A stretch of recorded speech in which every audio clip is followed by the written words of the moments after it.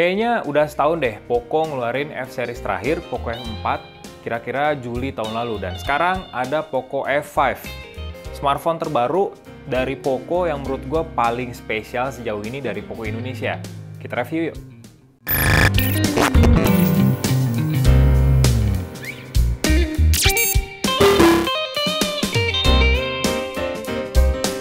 Poco F5 ini banyak banget peningkatan yang dikasih oleh Poco Indonesia. Mulai dari desain deh. Kalau sebelumnya desainnya cuma satu warna aja dan glossy pula, sekarang Poco F5 itu desainnya lebih cantik. Buat sebagian orang memang ya bilang kalau smartphone ini norak, tapi menurut gue pribadi smartphone ini cantik kelihatannya. Bodi belakangnya warna putih, gradasi sama warna biru es. Tapi ada tekstur ataupun pola mirip-mirip kayak mutiara. Jadi kelihatan smartphone ini agak mewah dan juga elegan. Tapi kurangnya, panel belakangnya nggak lagi dari kaca, tapi dari plastik, termasuk juga bingkainya. Jadi full plastik, nggak kayak seri sebelumnya yang dibuat dari kaca bodi belakangnya. Tapi meskipun bodinya plastik, ada beberapa kelebihan yang gue rasakan. Pertama, meskipun desainnya glossy dan mirip kayak kaca, tapi bodi belakangnya nggak jadi magnet buat sidik jari, jadi nggak gampang kotor. Kedua, smartphone ini jadi lebih ringan daripada seri sebelumnya. Kira-kira jadi 181 gram lah. Jadi enak buat digenggam pakai satu tangan, terutama di bodi belakangnya yang tepiannya agak melengkung juga, jadi pas buat di tangan. Dan lebih ergonomis aja lah dibandingin sama seri sebelumnya yang menurut gua tepiannya itu terlalu menyiku, jadi kurang enak buat dipegang. Dan secara build quality emang plastik lebih rendah ya dibandingin sama kaca, dan terbukti tipis banget bodi belakangnya. Ini berasa banget kalau kalian pegang, bodi belakangnya kayak berasa tipis gitu. Tapi untungnya dia udah support, udah dapat rating IP63, yang berarti dia tahan percikan air dan juga debu, tapi jangan sampai dicemplungin ke dalam air juga. Dan secara port, secara keseluruhan ini masih lengkap. Kalian masih dapat ear blaster, masih dapat jack audio, terus USB Type-C. SIM tray juga ada di bagian bawah, khas banget sama smartphone flagship. Dan tombol powernya udah digabung sama sensor sidik jari. Bukan cuma desain belakang aja, kelebihan yang dikasih buat Poco F5. Bagian layarnya juga cuy. Lihat, layarnya sekarang kelihatan lebih bezel-less daripada seri sebelumnya. Emang sih masih datar ya. Nggak kayak smartphone 5 jutaan lain kayak dari Realme maupun Vivo yang udah menerapkan desain tepian melengkung. Poco masih setia sama desain layar yang datar tapi kelihatan bezel-less. Kiri, kanan, atas, bawahnya kelihatan simetris dan secara visualisasi kualitasnya juga top. Layarnya OLED, ukurannya 6,67 inci, resolusinya Full HD+. Ukuran dan resolusinya emang standar Xiaomi banget. Ya mirip-mirip kayak Redmi Note series. Ya ukurannya sama lah 6,67 inci, tapi secara kualitas ini oke. Refresh rate-nya 120 Hz, dia udah mendukung Dolby Vision juga, dan HDR10+. Jadi kalau nonton YouTube ataupun Netflix, di resolusi tertinggi masih sanggup nih smartphone ini. Warnanya bakal vivid, detail juga, dan buat main game yang ngedukung frame rate tinggi, lebih mulus juga. Buat scrolling medsos, browsing, scroll-scroll 120 Hz, nyala. Jadi ya secara fungsional nggak cuma gimmick, tapi beneran fungsi. Lebih enak secara visual dan menurut gua ini desain yang pas sih buat sebuah smartphone kelas menengah. Nggak tebel bezel di bagian bawahnya, jadi ya secara tampilan, secara pengalaman juga tetap maksimal. Cuman satu nih kekurangannya, layar bagian depannya masih aja dilindungin sama Gorilla Glass 5. Oke.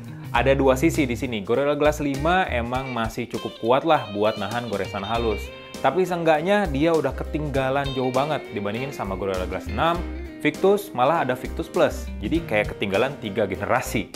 Buat goresan halus masih tahan, tapi kalau goresan yang udah kasar, kayaknya smartphone ini bakal kena baret-baret sih. Tapi ya, untungnya Poco ngasih anti gores gratis langsung dipasang meskipun agak tipis, jadi seenggaknya punya perlindungan tambahan lah biar nggak kena goresan-goresan kalau misalnya smartphone ini disimpan di tas atau ditempatin di tempat-tempat yang dimana aja gitu ya, yang kasar.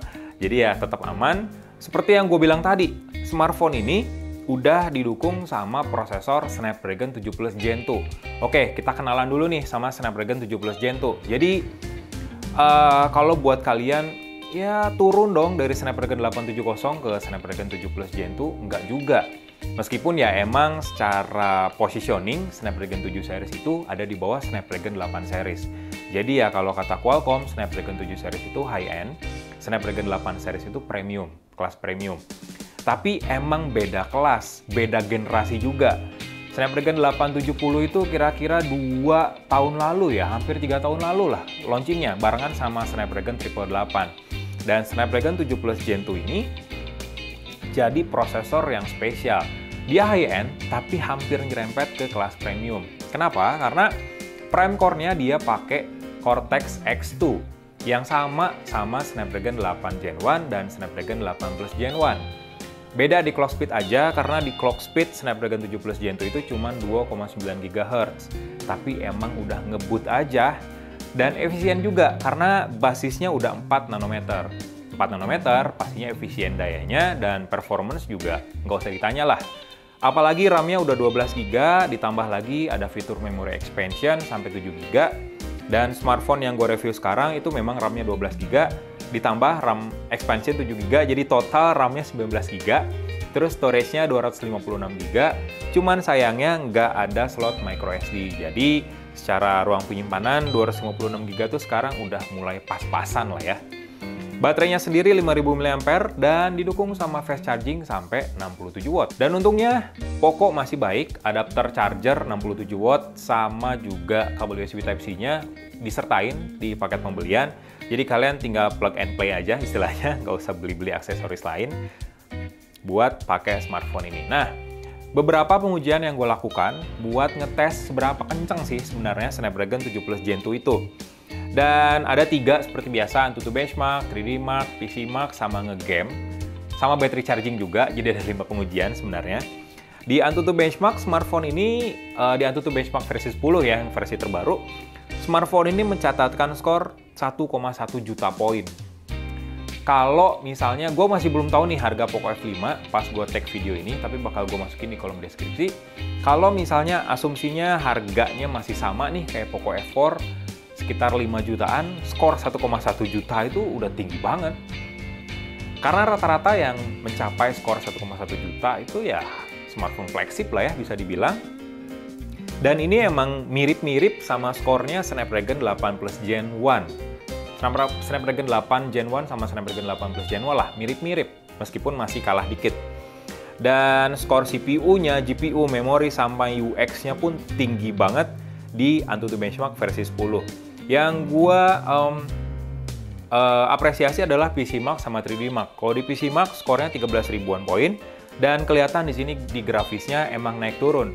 Naik turun nggak berarti jelek, karena menurut gua ini adalah cara pintar dari chipset, dari SoC, dan juga dari sistem operasi smartphone ini. Jadi kalau ngomongin sistem operasi, smartphone ini udah berjalan di MIUI 14 berbasis Android 13. Perpaduan chipset yang baru, terus OS yang baru juga, ya bikin performanya pintar. Pintar dalam artian, kalau beban yang dijalaninnya berat, ya berarti prime core yang jalan. Dan kalau bebannya ya ecek-ecek gitu ya, enteng-enteng aja, ya efisiensi core yang jalan. Dan kelihatan banget di sini kalau beberapa tugas yang berat itu ada di clock speed yang tertinggi. Tapi kalau udah standar, udah cenderung ringan, ada di clock speed yang rendah. Jadi ya skor segini emang udah tinggi, dan juga berpengaruh sama konsumsi baterainya. Dan itu berdampak juga nih, perpaduan dua hal itu berdampak juga sama battery life-nya. Asli, smartphone ini tuh battery life-nya bagus banget loh menurut gua ya. Baterai 5000 mAh kalau diuji di PC Mark sanggup screen on time-nya 16 jam 32 menit dengan baterai tersisa sekitar 14%. Tapi kalau diuji main game pul-pulan, jadi gue main Seal Mobile, terus di situ kan bisa auto gitu ya. Gue mainin, itu sekitar 10 jam, bisa sampai baterainya benar-benar habis. Tapi kalau buat penggunaan normal, penggunaan biasa kayak medsos, gaming sesekali, terus juga telepon, YouTube, Spotify, film, pokoknya pemakaian sehari-hari, smartphone ini sanggup nyala sampai 15 jam dengan baterai tersisa 3%. Jadi seenggaknya ngecas pagi, di kantor pakai, nggak pakai ngecas juga, balik sampai rumah, smartphone ini masih ada isinya. Jadi sekali ngecas, ya buat full seharian, besoknya ngecas lagi. Nah, kalau ngomongin ngecasnya nih, ngecasnya sendiri dari 15% sampai full itu kurang dari sejam, kurang lebih 56-57 menitan aja. Kurang impresif emang buat kalian yang pakai smartphone dengan fast charging di atas 80 watt, jadi udah ada 150 watt, 180 watt. Ya emang kurang impresif, tapi buat smartphone kelas menengah, ya emang ini udah bagus aja, kurang dari sejam buat pemakaian sampai seharian. Nah, pengujian GPU-nya nih, gue pakai 3D Mark dan ada dua pengujian yang gue lakukan, Wildlife dan Wildlife Extreme. Dua-duanya menghasilkan nilai skor yang bagus dengan stabilitas yang bagus juga. Contoh kayak di Wildlife Stress Test, skor tertingginya itu 7.600-an poin dengan stabilitas sampai 84,7%. Itu lumayan tinggi dan gue patut apresiasi karena rata-rata FPS yang didapetin itu sampai 56 FPS. Wildlife, smartphone kelas menengah, mungkin 5 jutaan, FPS rata-ratanya 56 FPS. Itu lumayan banget loh. Dan di Wildlife yang biasa, frame rate rata-ratanya cuma 45,6 FPS, masih tinggi juga di atas 30 FPS, dan skor rata-ratanya 7.600-an poin. Mungkin menurut gue sektor kamera sih yang secara hardware kurang dapat upgrade dari Poco Indonesia. Malah di bagian depannya itu downgrade. Jadi kalau ngomongin kamera belakangnya, ada 3 nih. Ada kamera 64 megapiksel, terus dilengkapi sama OIS juga. Ada kamera ultrawide 8 megapiksel, terus juga ada kamera makro 2 megapiksel. Mirip banget sama Poco F4, termasuk OIS-nya. Di depan kamera selfie-nya 16 megapiksel, malah downgrade dari seri sebelumnya yang pakai kamera 20 megapiksel. Perbedaannya justru di chipsetnya, Snapdragon 7 Plus Gen 2. Karena dia udah dilengkapin sama chip triple Spectra, 18 bit, jadi secara kualitas sih harusnya lebih bagus. Cuman, software Xiaomi ini nih, buat kameranya yang menurut gue kayak, aduh, kamera bagus, chipsetnya bagus, tapi kok pengolahan citranya kayak biasa-biasa aja, dan rasanya tuh beneran mirip sama Poco F4. Ya emang sih hasilnya detailnya lumayan, terus warnanya juga kontrasnya bagus, nggak over brightness, nggak over saturation gitu ya. Warnanya tetap natural aja, nggak dilebay-lebaykan, tapi ya kayak pakai smartphone yang sama aja gitu. Karena gue udah nyobain Poco F4, ya hasilnya kayak sama aja. Dan secara video juga smartphone ini kualitasnya ya sama aja sama Poco F4 gitu. Kayak nggak ada kelebihannya, nggak ada peningkatannya. Termasuk juga di night mode. Gue sempet lihat speknya triple Spectra di Snapdragon 7 Plus Gen 2 itu. Night mode emang jadi jagoannya gitu ya. Karena 30 foto, 30 frame foto, sekali jepret digabungin jadi satu foto night mode yang bagus. Dan gue sih ekspektasinya bakal bagus ya night mode-nya. Tapi ternyata ya biasa aja gitu di Poco F5 ini. Karena di Poco F4 sendiri emang sih foto night mode-nya bagus, minim noise. Dan ini juga terjadi di Poco F5, tapi rasanya tuh dari kualitas detail warna itu hampir sama. Gue sih lebih nyalahin ke software Xiaomi-nya ya, karena kebanyakan user Xiaomi ngaku pasti pakai Google Camera alias Gcam, biar hasil kameranya bagus. Berarti kan secara nggak langsung mereka juga nganggep kalau ya software kameranya Xiaomi kurang bagus proses pencitraannya, dan gue pun mengalami hal yang sama gitu ya. Ya secara kualitas bagus sebenarnya, cuman masih sama dengan Poco F4 rasanya. Meskipun ya chipsetnya baru. Cukup disayangkan sih, termasuk kamera depannya yang malah resolusinya turun jadi 16 megapiksel.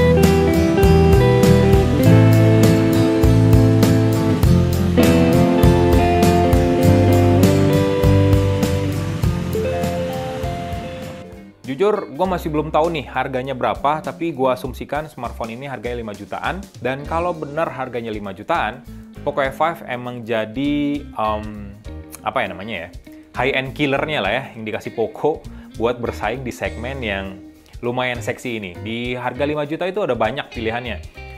Realme GT Neo 3 itu 5 jutaan, terus juga Vivo V27 juga 5 jutaan. Oppo juga ada 5 jutaan, terus bahkan Xiaomi juga ngeluarin yang 5 jutaan, ada. Malah Xiaomi 12T. Terus juga ada banyak sih, Samsung juga 5 jutaan, Samsung Galaxy A54 ya kalau nggak salah.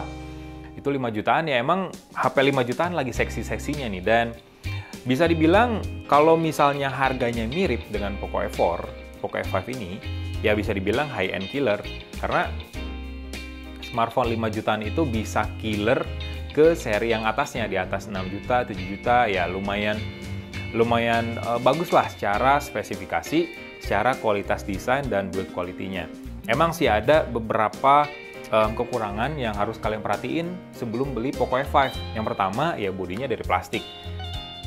Menurut gua ini tipis plastiknya, tapi untungnya ada rating IP53 yang tahan percikan air dan debu juga. Dan secara desain ini lebih cantik aja dibandingin sama Poco F4 meskipun bodinya kaca. Dari warna, terus juga dari layarnya yang bezel-less, dan yang terpenting chipsetnya yang benar-benar baru dan menyerempet ke seri premium Snapdragon 7 Plus Gen 2. Itu yang harus jadi kalian pertimbangkan.